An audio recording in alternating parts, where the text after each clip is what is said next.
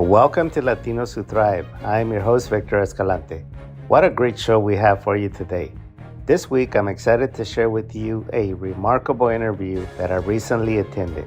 The event was hosted by Miguel Lopez, the president of the Montgomery County Hispanic Chamber, and it took place in a meeting room in the Woodlands area. The Chamber has been spearheading some incredible Latino branded programs and networking events, which I highly recommend you explore. All the info will be in the show notes. During this engaging gathering, Miguel is interviewing Zak Galindo, a successful entrepreneur from Honduras. The atmosphere was electric with about 50 people in attendance, all gathered for the event called Café con Miguel. I had the pleasure to ask Zak a few questions that are found at the end of the program. Now let's dive right into this inspiring interview and hear what Zak Galindo has to share with us. His journey as a thriving entrepreneur is sure to captivate and motivate you. So without further ado, let's get started. Down here for so long, I have to be a hometown team fan as well, so Astros, Texans, the whole nine.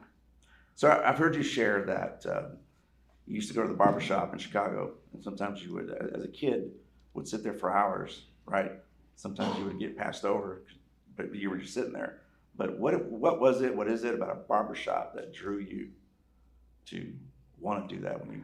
Yeah, so it's a lot of things. I feel like I'm really lucky to have discovered something that I was really passionate about at a young age. So growing up in Chicago, there's a barbershop pretty much on every corner, at least where I lived. And so that's just what you do. You don't go to the salon or you don't go to the sport clips. Like you would go to the barbershop, and there was a barbershop there, and it was the neighborhood shop that everybody went to. And I remember being, 10 years old. I'd ride my bike on a Saturday. Back then, they didn't do appointments, so it was first come, first serve. And I remember countless times I'd be sitting there, and they'd be like, hey, I got one more guy I need to get in real quick. It'll be like 10 minutes. And I'm a little kid, right? So what am I supposed to say? So I'd be like, okay, fine. An hour later, they're like, okay, we're ready for you, And they would do that to me all the time, but I'm sure because I was just a little kid. But because I got to spend so much time there, I just loved the smells. I loved the conversations that were there. Most importantly, I love getting a haircut. To this day, I love getting a haircut. The feeling that you get with something so simple as just going shorter on your hair, right? Like it just gives you so much confidence. But even aside from that, it was the community building part of it. There were people that were coming in, not even getting a haircut. They were coming in just to hang out, just to talk, right? Just to watch sports. It was a social gathering. It was like a social club. And I remember being that young, and I loved it. I was enamored by it. And so once I got older, I eventually started messing my own hair up, trying to copy what barbers would do in the barbershop. Eventually, I got some of my friends to be my guinea pigs. And, at the time, I thought I was doing something really good, but I look back at some of the pictures of their haircuts, and, they were terrible. You got to start somewhere. Eventually graduated high school. Are they still your friends? They are. I have, but yeah, bless them, really. There's some guys, I used to cut their hair in my kitchen that are still coming by and getting haircuts today. Now I'm cutting their kids' hair, right? Which is awesome. Like you get to be a part of that. But it was something that from a young age, I knew that I really loved, and I pursued it, and my family was always really supportive of me. I didn't necessarily need to be a doctor or a lawyer. They said, hey, if there's something that you're passionate about, go for it. So Chicago to Texas. Yeah, I had one of my sisters had moved down here. She had gone to college at Navarro College and had always wanted to live here, once she got married, which she did. My brother-in-law at the time was in real estate. And at the time, my mother was trying to buy a house in Chicago. And now, mind you, this was in 2004. The market was really different back then. So for a 3-bedroom apartment that we had up in Chicago, we were able to get a house down here for pretty much the same price. Pretty much doubled our square footage. So within a couple of months of coming down here, my brother-in-law was in real estate, so he kind of showed us around one time that we came in and visited. And when she saw the housing market, the prices, it was a no-brainer. So we were down here within 2 months, and been in Texas since 2004. So at some point, under the immigration status, or you were classified or labeled, you can educate us. Yeah. The DACA status, yeah. right? Yeah. So I was born in Honduras. I was brought to the States when I was 8 years old, and it's one of those things where when you're young, you don't realize the implications of that, right? You come to a country. It's not on your own will. But you're kind of put in this situation to where there's certain things that you have to deal with at a certain time. For example, legal status, right? So we came on a visa. Really, my mother brought us here really just for us to have a better chance, a better life than really what we could have had in Honduras. If you guys are familiar with Honduras, I mean, third world country, you know, there's a lot of poverty. You can go to college and things like that, but ultimately, the opportunity and the potential that you have is just much larger here in the United States. And so when she brought me here, we came on a visa. We eventually just ended up overstaying our visa. And so prior to 9/11, there were certain things that you could do without legal status. I believe we were still able to get a driver's license. We had gone on a refugee status when we first came, but it was only a temporary thing that eventually lapsed. The good thing about us being able to get on a refugee status when we had first come is we moved in '96, and if you guys remember, that was around Hurricane Mitch was a big kind of thing that happened. So we were able to get refugee status because of that. But it was only something that was supposed to be just for a couple of years. And so what that did allow us is it did give me a social security number. Now, once that status lapsed, the social security number wasn't valid anymore, but it was still a social security number that I had. So I was still able to get a job. Once I came to being able to get a job. Back, like I said, before 9/11, things were a little bit, they weren't so strict, so there was really not much checking on certain things. It wasn't until, I want to say, 2010, 2011, where they started really cracking down on documentation. So there was a point in time where you were able to get a driver's license really without having to show much citizenship or legal status. But there was a certain point where they cut it off, and they said, you now have to prove that you have some kind of legal status here. So some of the challenges that I faced is right about the time that I was going to college was when they had that requirement that you needed documentation, and I didn't have any. So I couldn't renew my driver's license. And so my last 2 years of college, I actually paid somebody to drive me to school because I was terrified that if I drove, I was going to get pulled over and I was going to get deported. Now it's crazy because I grew up in this country. I grew up speaking the language. I grew up going to school with all my friends. I wanted to go to college because I felt like if I ever have to prove why I'm worthy to be here in this country, I want to say I'm educated. I want to say I've done something. And I remember those years, it was really stressful because any little thing, I felt like I'm going to get deported. You know, and all the hard work that I put in, I got into a university. And so the thing with being undocumented and going to college, you can still sign up for college. Even though I had been a resident of this area of Montgomery County, there's no financial aid, or at least at the time that I was going. You can't get student loans. You can't get any type of help. So you're having to pay out of pocket. But on top of that, you have to pay almost like if you're a international student. So you have to pay a higher tuition. And so I picked up 2 jobs, and I was working 2 jobs. The days that I wasn't working, I was going to school because I felt like I have to prove my worth in this country. If I ever, if it gets time for me to have citizenship, or if it ever comes a time to where I am about to get deported, maybe this will be my saving grace and me saying, hey, but I'm educated. I've done something for society. I'm a good citizen. Right? And all the while, and I would explain this to some of my friends that I grew up with, and they would tell me like, well, why can't you just get citizenship? And it's like, well, it's not that easy. I wish it could be that easy too, where I could just say, hey, I want to be a citizen. And all the different ways that you could get citizenship. I mean, I guess of course I could have gotten married, but I hadn't met Sophie yet, so that wasn't really an option. None of my sisters really had any legal status, and even claiming sister to sister, brother to brother takes a long time.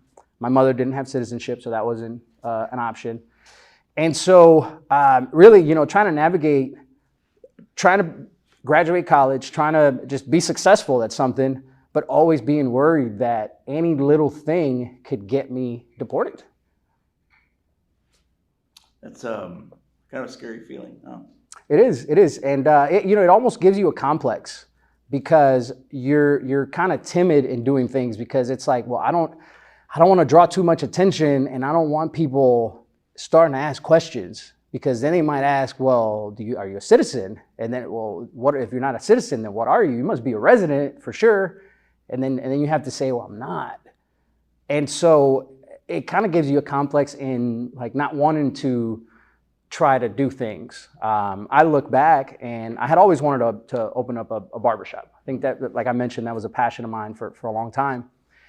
But I was scared that if I did, like, what if something happens to me and I get deported? Or what if people find out that I'm not legal? Are they gonna turn me in? You know? And so I was scared. I was scared to make that jump because of that. And the crazy thing is that if you didn't know that about me, you saw me as somebody that spoke English. I probably speak English better than I speak Spanish at this point now. Like I'm forgetting my Spanish. I think in English now instead of thinking in Spanish. And, I had a job. I worked in a restaurant, which, it's Fleming's? It was Fleming's. Yeah. So that's where we met years ago. That's where I originally met you. Yeah. So you used to come in all the time, you know Miguel, right? And so I actually started off as a busboy there and ended up working there. And another thing too, I didn't want to lose that job because it was like, well, I got the job. I don't know that I'll be able to get another job. So I got to do what I can to keep this job. And so I ended up staying there, eventually kind of transitioned to waiter, bartender, and then I was a manager towards the end. So I got to see a lot of kind of what goes on the front end and the back end of a restaurant. And I'm really glad for that experience because it taught me a lot about people, working with people, customer service, different personalities, working under pressure. I mean, I think everybody should have a little stint in a restaurant job at some point because it teaches you a lot that you don't really get that experience in school. Is it safe to say that maybe you gave birth to Uber with your friends giving you rides back and forth? Yeah, and I remember the friend that I told, he was going to school with me as well, and I told him, I said, hey man, I got to ask you something, like, and don't laugh, please. I was like, I need you to drive me to school. He was like, well, why? And I explained it to him. He was like, okay. I thought he was going to be like, don't worry, you don't have to pay me. But he was like, okay, well, just make sure you pay me and I got you, So, but at least he did because, I mean, I don't know. I don't know what would have happened had I taken the risk and I just didn't even want to try it, and luckily I had somebody that was willing and able to do that for me, So how were you able to finally get that status, citizenship? Yeah. And at what point did you? Yeah, so open a business? it's crazy how things work out. The last year of college was when they came out with the DREAM Act, DACA. And so I always tell people I'm one of those people. I'm one of the generation that's part of the Dreamers. And they came out with a program that was really tailored to people that were in my position, that came to the States when they were young, wasn't of their own choice or their own will, but lived here, had to deal kind of with challenges and the consequences of being here. I think originally it was supposed to be a pathway to citizenship, but as it stands now, it gives you legal presence here in the States, so you can work, you can live in the States, all that, but there's still really no path to citizenship through just that program. But my last year of college, as I was getting ready to start an internship with the accounting firm with Ernst & Young, they required documentation. So they had made me the offer, but before I started, I needed to show that I had documentation to actually work for them. And it literally came down to 2 days before I started. I had told them, I said, hey, I don't know if I'll be able to get documentation to start with you guys. And they were kind enough to be like, hey, look, you have till the day that you're supposed to start, right? Like, so let's just wait and see what happens. And I remember thinking, like, I finally got an internship with a really good firm. In accounting, there's, they call them the Big Four. So any accountants here know. Ernst & Young is definitely one of the biggest one, at least in Houston. And so everybody that was going to school, they were aiming for internships like that. And I originally didn't even think I'd be able to get an internship of that sort because I had originally not gone to, I didn't go to college to get an accounting degree. I went to college really to get a business degree because I eventually wanted to open up a shop. But as I was going through college, they make you declare a major. And I had done well in some accounting classes, so I said, okay, I'll do accounting. And throughout that, I had a teacher that told me, hey, they do career fairs all the time. You should see if, what happens. If you can get an internship, get a little bit of corporate world experience.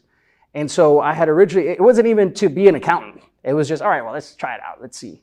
And I ended up getting an offer from Ernst & Young. And so I said, okay, this is a sign, like I've got to see where this takes me. But they had asked for the documentation. And so that last year, DACA came out. I filed all my paperwork. I was like one of the first people, because when it came out, it was like a miracle. Like it was honestly, I remember, like I almost wanted to cry that there was an opportunity like that, because prior to that, I thought, well, I'm gonna have to marry somebody. I'm gonna have to marry. No, and Sophie she wasn't around yet. She wasn't around yet, And so I was like, I'm gonna have to marry somebody like that. Maybe I don't want to marry, but that's my only way. And then this came out. But at the beginning, they were very, very selective. And so I did everything I could to file all my paperwork. Now, mind you, it wasn't cheap. You had to pay a lawyer to do it, and especially I didn't want to do it myself because I didn't want to check the wrong box and then I get denied. So I got approved, and I got they give you a card, that says that you're good. I got that 2 days before I was supposed to start my internship. And if it wasn't for that, I don't know what would have happened. Because I attribute a lot of the things that we've been able to incorporate into our businesses now. I learned from all of my experience, from my restaurant experience, from my experience in the corporate world, being an auditor. I got to see a lot of big business, what makes companies great at what they do. And then the flip side, we got to audit some companies that weren't very good. And I got to see not just the financials of it, but people, their culture, things that, I take to this day and I try to incorporate into what we do, because it's not just about the numbers, it's about the culture, it's about people and things like that. And so I don't know where I would be had that not happened, And so DACA, for whatever publicity, not to get political or any of that, but there's a bad rap that goes with it. But had they not came out with that program, I don't know where I would be. I don't know if I would even be here. And so I like sharing my story because I know there's a lot of people out there, and maybe not everybody tells you about it. Like I said, you could see them walking around and you don't know their background. You don't know the stress you don't know if they're thinking, I might get deported, right? And a lot of people may not even share that. They may not want people to think of them a certain way, but I think my story has power in showing people that I'm one of them. And if I can, do okay for myself and help out the community and be able to serve, they can too, If you go back in time, and I know you don't want to politicize this, and that's not the intent, but if I remember correctly, there was some ugly verbal stuff going back and forth. There was a point in time where I didn't even want to say that I was an immigrant, right? Because I'd be in a room where it's like, what are they going to think about me, right? Or somebody would ask me something, and it's like, I don't know if I want to say what my opinion is, Mm-hmm. And it goes back to kind of, you get that complex of like, you don't want to draw too much attention. You don't want to be yourself in a way, because, and also, not just from that, but also a lot of the kids that are on DACA, it's like you're operating in a world where you're kind of in the middle. Like at times, maybe you're not Hispanic enough for some of the other kids. And then at the same time, maybe you're too Hispanic for some other people. And so you're kind of in this middle ground where you feel like, well, but I am. And they look at you, well, yeah, but you grew up here, or, you speak the language. And so it's kind of this weird area that you're operating in. And so you do get kind of this complex of like, well, I just want to seem normal. I don't want people to think anything less of me.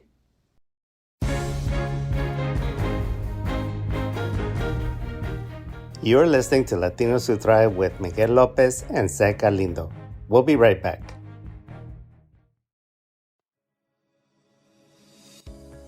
Are you looking to take your career to the next level? Do you want to stand out from the crowd and make a lasting impression? Then look no further. Introducing the ultimate game changer, the Escalante Public Speaking Mastery Course. In today's competitive world, effective communication is the key to success. Whether you're a seasoned professional or just starting out, the ability to speak confidently and persuasively is a game changer. I know, because I have lived through it. That's why the Public Speaking Mastery Course is here to unlock your full potential. The comprehensive course is designed to transform your public speaking skills from good to extraordinary. I will be guiding you through a step-by-step process, helping you overcome stage fright, craft compelling messages, and deliver impactful presentations. When I took the Dale Carnegie School of Public Speaking and Human Relations, it changed my life, and I will be able to help you do the same. My career in journalism and training and development was built on having the skills to be able to communicate to a team or thousands. I hold nothing back. I will give you all my trade secrets and how you can thrive and crush it. Imagine walking into a boardroom and captivating your audience with your powerful presence. Picture yourself confidently leading meetings, delivering persuasive pitches, and commanding attention in every interaction. With a Public Speaking Mastery course, you'll be equipped with the skills to excel in any professional situation. If you're ready to take the step and supercharge your career, enroll in the Public Speaking Mastery course today. All the information and the cost is in the show notes. Don't let fear hold you back. Unlock your potential, elevate your career, and become a master of public speaking. Go to the show notes to register today to secure your spot in the next session of Public Speaking Mastery course. Public Speaking Mastery course, empowering professionals, transforming careers. Act now and make a lasting impression in every opportunity that comes your way. You will be glad you did, and you will thrive for the rest of your life.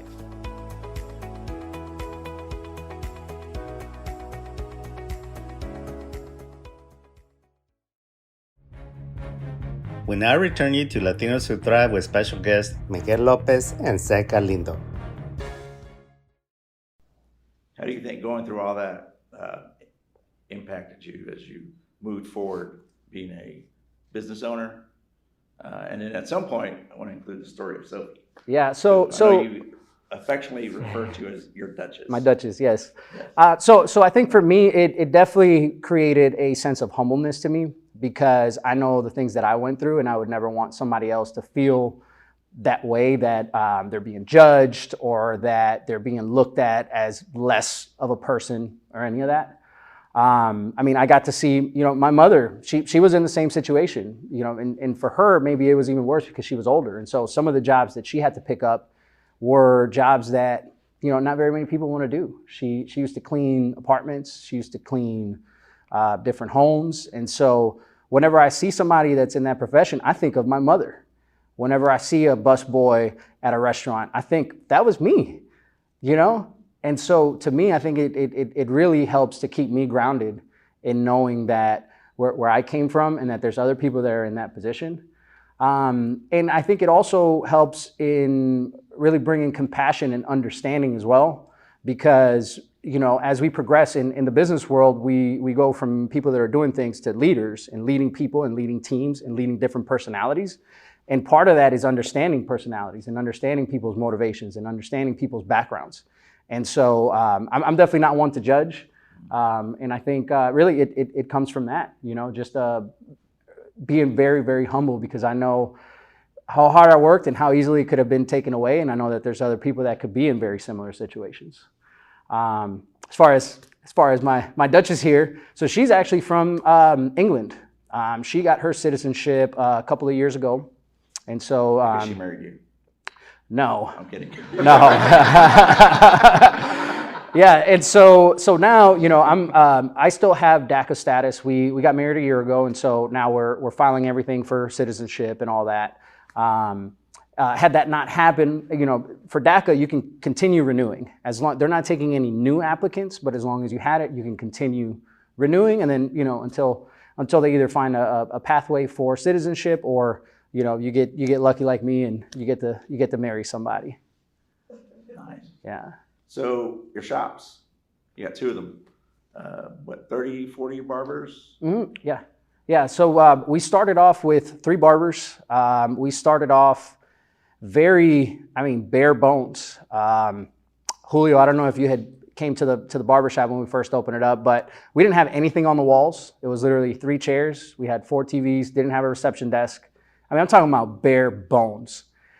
And it was kind of cool in a way because we had to make it an atmosphere that people wanted to come to because there really wasn't much there, you know? We ended up getting in a really good location. The original one, we opened it up towards Magnolia off of 1488. This was almost 8-9 years ago now since we opened it up. And it was just a really good area that needed a barbershop. And so we were able to grow it out from 3 chairs. We grew it to 12 chairs within 2 years.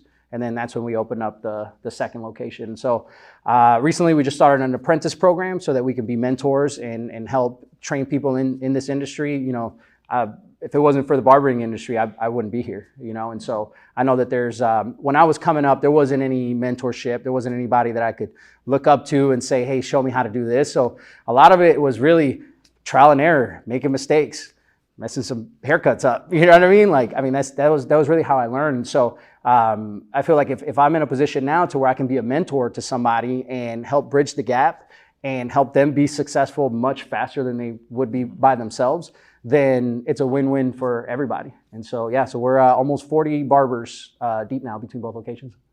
So was it during COVID that y'all went to coffee school? Yes, yeah. So the way the coffee got involved, coffee's been something that I've been passionate about as well since I can remember. I love coffee. It's something that Sophie and I share. Literally, first thing that we do in the morning is we share a cup of coffee, and that's our bonding time. And we noticed through the years that talking to clients from the barbershop, they would either bring in a cup of coffee or they would ask, hey, where can I go get some coffee? And then past that, our barbers all drank coffee. So there were times where we would send a receptionist to do a coffee run. She'd bring back 20 coffees, right? And so we thought like, man, maybe there's something here, you know? And so during COVID, you know, when everything was shut down, once everything kind of got back up, we found a coffee school in Fort Worth, which we thought was crazy. Like, why is there a coffee school in Fort Worth of all places? But what they do is they help coffee shops kind of launch. They teach you all the way from the selection of coffee, from green coffee to roasting to getting it to the coffee shop to the business side of things. That school has helped launch hundreds of different coffee shops. So they have a lot of field data that shows you, you know, how do you pick a good location? What should your cost of goods be? All these different things that we were able to get that we would have had to kind of figure out on our own. And so we went there and we came back and we're like, we have to do this. We have to add a coffee shop, whether it's inside the barbershop or next to it. Like, we think that it's something that's going to be able to complement what we're doing now. And even more so than that, the community building piece of it. That's what coffee does, right? It brings people together. It helps build a community. It was the same thing that we were doing in the barbershop. Yeah, we're cutting people's hair, but we're really just building a community and we're getting people together. And then just the way that things line out, you know, it's crazy how things just happen at the time that they're supposed to happen. Right after COVID, we had outgrown our second location. We had 12 chairs. The last chair was right in front of the restroom. And so we knew, like, all right, we gotta do something about this. And there was a space that became available. We had built a pretty good relationship with the landlord. And they said, hey, are you guys interested in taking this over? And originally we said, well, it was about 3 times the size of the one we used to have. We're like, I don't know if we need all that for a barbershop. I mean, that's gonna be like 50 chairs, you know? And so we started kind of talking with the landlord. He said, look, if you guys find a way to make this work, like, we'll give you guys a really good deal. We'll help you guys out. And so Sophie and I were like, I think this is it. This is the chance. Like, we have to put a coffee shop in here with the extra room. And so we did that, and it's grown way more than what we originally anticipated. Being that we went to the coffee school and we got to see kind of how to project sales, the economics, the financial part of it, we were lucky in that we already had an audience in the barbershop. So we could project, hey, if we only get 1% of the traffic that's coming in the barbershop, if we get 1% to go in the coffee shop, what does that look like dollar-wise, and does it make sense? And so I feel like we were lucky in that, because had we just wanted to open up just a entity on its own, you don't really have an audience to project off of, right? So there's some guesses that have to be made from there. And so, you know, everything happens in due time, and we opened it up, and it's been great. We're going on a year and a half now since we opened it up. We're growing, we're expanding now. We're going to be adding some cocktails to the coffee side as well. We're getting our liquor license. We're expanding it. It's going to be about 2.5 times the size that it is now. And just another opportunity. The space next door became available, and we were out of room, talked to the landlord, and they were able to work with us on doing the expansion. And so, yeah, we're definitely, we feel very lucky to be where we're at. So a cocktail before you get a haircut? Yeah. So funny enough. So we've been offering free beer. Yeah, we've been offering beer with our haircut services, and so with this, we just be able to kind of expand on that as well. But what you see in coffee is that the majority of your coffee sales drop after 1 o'clock. You still get some traffic in there in the afternoon, but doing the cocktails, you're able to kind of fill the afternoon up a little bit, because I mean, you still have the space there, you know, and so it's just another way to be able to keep the place busy, and then just something else that we can offer some of our customers on the barbershop side as well. Something I want to close on before we do some Q&A, if you don't mind. Mm-hmm. You do an amazing job giving back to the community. Can you touch on why that's so important to you? Yeah. So for me, growing up, I never knew anybody that did that. At least that was accessible. Like, you would always hear about, oh, this person's a philanthropist and they're giving money to this, or they're doing this for the community. But I never knew anybody that was accessible, that if I had a question or if I wanted to meet them, I could go and meet them. And I'm a strong believer that if you're given a platform where you can make an impact or be of influence to somebody, then it's your duty to do so, to do something positive with that. And so to me, I want people to see, and not just me, like I'll take some of the guys with me from the barbershop. Sophie comes with me. I want people to see that there's younger people here that care about what's going on in the community, and not stuff that's happening anywhere else in the world. Not that there's no need anywhere else in the world, but here locally in our community, in Montgomery County, there's a lot of people that are in need here locally that don't know what's going on, you know? And so for me, you know, we're in a position to where we can do it, and not just monetarily. We have, like I mentioned, almost 40 barbers. That's people that can donate their time. There's times we go out, there's a market in downtown Conroe. It's the first Friday of every month. We'll set up, we have a mobile trailer, we'll set up and we'll do free haircuts out there once a month. And we get a ton of people that come by. We'll do charity collaborations where we'll take the trailer out and we'll go do free haircuts at churches, at different camps. You know, I feel like if you're blessed with a talent, if you're blessed with something that you can give back, then it's, you know, you're giving it for a reason. And for us, it's being able to cut hair, you know, and I feel that's where we can make the most impact for us, is being able to give somebody the confidence of that, you know, like I was mentioning, I love getting a haircut. I love how it makes me feel. We can gift that to people and give back that way. But, and I think, you know, just as Hispanics, as minorities, you know, I think it's something that we can definitely see more of, people getting out there in the community and being able to give back. Speaking of talents, you're quite the dancer. So I reached out to Zach. I was like, hey, there's an event you probably should get involved in. I didn't tell him much on purpose because he would have said no. And you reached out to Roxanne with the YMCA, and you got involved with Dance for a Cause.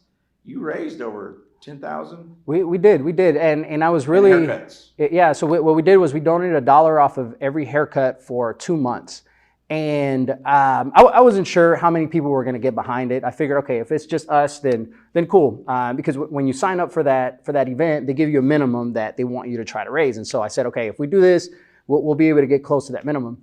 But we got a lot of support from people coming in and getting haircuts, and some people that didn't even really care about the dancing. They're, hey, you guys are giving back. Like, I want to be a part of it. And yeah, we ended up raising, I want to say it was close to $20,000 that we raised for the local Y here in Montgomery County, that I didn't know prior to this, but I'm glad that you connected me with them. The Y does a lot more than just summer camps. And so we were able to help out a ton of people with that and really kind of lead the way in getting other people involved with different charities and being able to give back. That was awesome. Yeah, so I appreciate that. He didn't tell me he was going to be one of the judges, though, on the thing. He said, hey, I want you to join this thing, but he didn't tell me I'm going to be judging you. You want to take some questions? Yeah. Open for questions. So I know you talked about your friend group kind of growing up, from friend group growing up, going to college, now being a professional community kind of leader. How has your friend group supported you? And then what have been some of the challenges that maybe as you elevated, noticing those, just kind of how that might have changed your friend group? Yeah, so I've got a couple of friends that were in a similar situation with me, that were immigrants, that were, some of them were DACA, others ended up getting citizenship other ways. But they were kind of like me, where they were just trying to prove their worth in society, just in case something happened. You had to say, hey, but I'm a good person, you know? And so a couple of them have gone to school, they're engineers now, a couple of them are business owners. I would say as far as my circle of friends has definitely gotten smaller. I think part of it is really just from a time thing. I don't really go out much anymore. Most of the going out is really revolves around business, networking type things. I would say that even though the circle has gotten smaller, the quality and the value of the circle has definitely increased. Yeah. Love the idea of building community. It's got to be tough though, right? In a highly mobile society, and we're all so fractured and living in different places. So I'm curious how you feel like you're able to do that. Are you seeing that happen at your? Yeah. So I think for us, it's really it comes down to the relationship. It comes down to when you can do the one-on-one and like he was saying, like he was offering to grab coffee and just get to know each other. No selling, no none of that. Just let's get to know each other. And so I think that's really what it boils down to, is really trying to build a relationship and not expect anything in return, and just getting to know people. So I don't cut hair much anymore, but when I do, I mean, I'll have somebody sit in the chair and it's like, yeah, I'm cutting their hair, but they're just friends at this point. They're not even clients. Like it's become such a close relationship that, I mean, that's really what it comes down to. When people walk in, oh, hey man, congrats on the new baby. Or I think social media has helped too, because you're able to kind of keep up with people a lot easier now than you would before. So even you go 6 months, a year without seeing somebody, they come in the barbershop, you kind of know what's been going on with them, and you pick up right where you stopped. And so I think it really comes to that, just getting people together in a place where they can feel comfortable, they can kind of kick their shoes off a little bit and just relax and have normal conversations, And I think on the barbershop side, that's when we hire people, we try to hire people that are personable, that have a passion for what they do, but just have a passion for people as well. And on the coffee shop side too, just bringing people together. But I think it really comes down to that, is that you have to really focus on the relationship on the very, very like microscopic level, more so than just like, hey, let's all come here. You know what I mean? Does that answer your question there? Yeah. I'm just curious whether you feel like it's as easy to do here as it might have been growing up in that neighborhood in Chicago, where there was a community there. Yeah, it's kind of tougher, maybe. Yeah, and so comparing to when I grew up in Chicago, you would walk a lot of places, or you would take public transportation. That was just kind of how it was set up over there. And there was a barbershop literally on every corner. So it's almost like every individual neighborhood had their own local barbershop, and that's where everybody would go. And so I feel like that's kind of what we're trying to build here, even though there's plenty of room for more barbershops. I mean, just where we're at on 1488, you could probably put another 10 barbershops over there, and it'd be fine, because there's so many people living there. So I think that even though there's not that many barbershops in the area, there's just as many people living in this area as in the big cities, right? And it's only growing. And so I think it may be even easier getting a community there, because there's not one there for people to congregate at, if that makes sense, as opposed to in Chicago. I mean, there's barbershops everywhere. Here, there's a potential to put barbershops, I mean, a lot of different, not just barbershops, but a lot of different businesses, service-based businesses, that I think we're in a really good spot here, especially in Montgomery County with all the growth that's projected. Yeah. Just letting you know, first of all, we're neighbors, right? Honduras, Guatemala. Yes. So we've been friends for a few years. The DACA experience, there was a runner from Guatemala. He came to the U.S. when he was 1. Okay, his Spanish is really lousy. But he just, and he was excelling. He lives in Los Angeles. And he was fast enough to make it to the Olympics, and he had to request permission to leave the country and come back legally. So he's ready to go to Tokyo. He's a wicked fast 5K, and he doesn't know, and he doesn't know. And then what? 3 days? 3 days before getting on the plane, yes, you can go. You can leave the country and come back. So he went to the Olympics. He finally. He was in the top 10 fastest runners in the 5K at the Olympics, representing Guatemala, like waving the flag and all that stuff. And he's there's a whole video of him talking about the Dreamers. So I just thought that was super interesting. How you were cutting it close to 2 days as well. Yeah. The pressure. Yeah, and that's the thing, that some people's requests do get granted to leave the country, others don't. And so that was something that I didn't even attempt. I'm not risking it. Yeah. Fellow Central American and Chicagoan here. Ah, okay. That's nice to see. You said you started very bare bones. Can you talk a little bit about funding and how you were able to grow so much? Yeah. So if I could go back and do things differently, I definitely would. So when we first started, I remember thinking, okay, I'm not going to try to get a loan, because I knew that there was going to be some kind of issue with my status or any of that. And so I used all my money. I think business coaches tell you, don't do that. Use somebody else's money, right? So when we first started, part of why it was bare bones is because I was using my own money. And so I was trying to just be as scrappy as I possibly could. Now, if I could do it again, I think I would have maybe secured a loan, and more so to give me less stress, because I pretty much spent everything I had on the build out, on the chairs, on all of that. So when it came time to pay bills, I'm having to take out of what I'm making to pay those bills, so that I can barely pay my bills personally, right? And so luckily we were able to get some traction going early on to where we're making some money to where I could be a little bit more comfortable. But I'd say probably the first year was stressful, because it was cutting it close every single time, all right? Because I was either not making enough to pay my own bills. There's always things that happen in business that you're not prepared for. And also, I undershot the budget for how much it was going to cost to open up. There were a lot of things I didn't think about, like you need a sign out front, right? And that's not cheap to put it up there. Taxes, right? Insurance. I mean, there were a lot of things that sound like, oh, well, you should have known that. But it's when you're trying to open something up and be scrappy, you're just thinking, okay, how can I get this thing off the ground, right? Like, I'll worry about the rest later on. And so, so that's really why it was bare bones, just because I didn't have enough to really do any more. And you also, you kind of, when you're in that situation, you don't want your staff knowing like, hey, it's tough right now, right? And so you have to act like, hey, we're crushing it, But deep down inside, you're like, how are we gonna make the rent?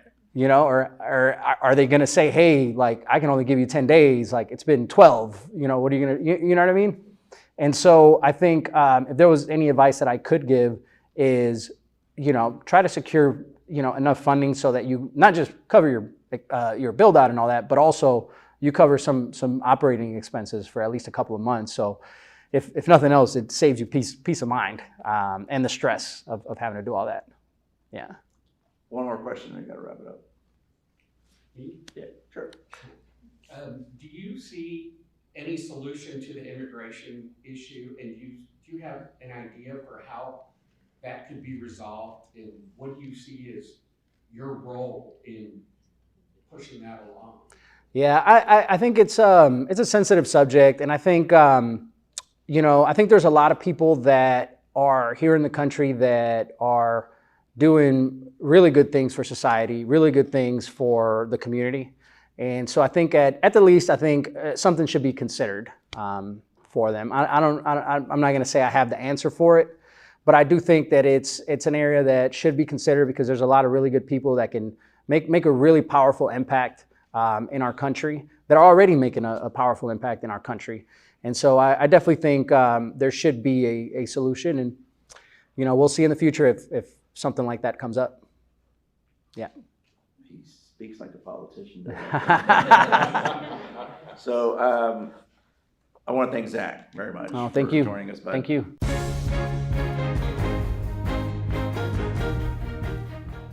Zach, that was quite an inspirational story that I heard today. Tell us, how much money did you have to start out in your barbershop business? Yeah, so I had $12,000 is what I started off with. And we had to do chairs, we had to do painting, flooring. And so, I mean, you can quickly do the math. I mean, that's not enough to cover everything. 2020 hindsight, what do you think you really needed to start with? I think a lot more than that. I think I needed to start with probably 45 to 50,000. Okay. Not just to cover build out, not just to cover the physical things, but operating expenses, just to give a cushion. There's different things that pop up, kind of an emergency fund that you need to have. So I think 45 to 50 would have definitely been more of a cushion for me. Now, that would have stopped you. You would have never started if in your mind you knew that you needed 45 to 50, which is going to be the same story for a lot of the listeners. Mm-hmm. The takeaway that I got from your story is it doesn't matter where you start, just start. Exactly. And that's, if I could go back, I would have gone and branched off on my own a long time ago, because a lot of the fear was the what ifs, the unknown. But knowing now what I know after being in business for 8 years is that, honestly, if you want something bad enough, you're going to figure out a way to do it, and nothing's going to stop you. And if you set it in your mind that there's no plan B, there's no, like, I'm making this jump and I'm not looking back, you're going to find a way to make things happen. You're burning the ships. Exactly. Yeah, exactly. But you need that. You need that in a way to force you to think outside the box, because otherwise you're going to be constrained by all the fear, all the what ifs, all the uncertainty. But if you tell yourself, well, this is it, like there's no turning back at this point. You have no choice but to figure it out. Obviously, you know a lot of Latinos that are your demo, that they look at you as an example, but yet they don't take the action. What do you think stops them? I think fear of having, when you look at somebody and what they've done, they're the ones taking the risk. They're the ones that have skin in the game. When it turns to you being the one that has to take the risk. And so I think that's really the number one deterrent, is the fear of having to do something. Even though somebody could tell you, hey, you're going to do it, or you're going to be successful, it's convincing yourself that taking that risk is going to be worth it. You have grown exponentially without, did you have a business plan starting out? No. No. Now, you come from the financial background. You knew how to do a business plan. Why didn't you start out with a business plan? So had I gone back, I would have definitely, that's one of the things I would have definitely started with.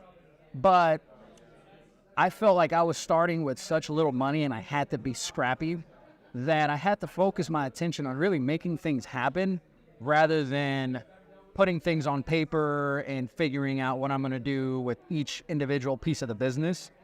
So I was so focused on, okay, I've just got to put something together. It's got to be quick. And that's why I skipped that step.